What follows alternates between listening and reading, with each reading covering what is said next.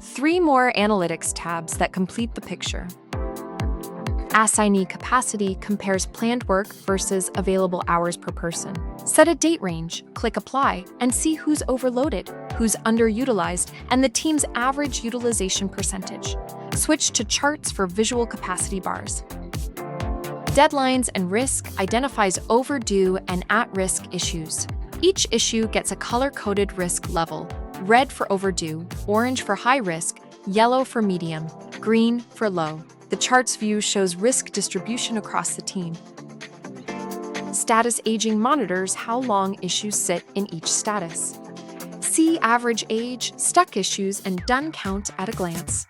Click View on any issue to see its full status timeline.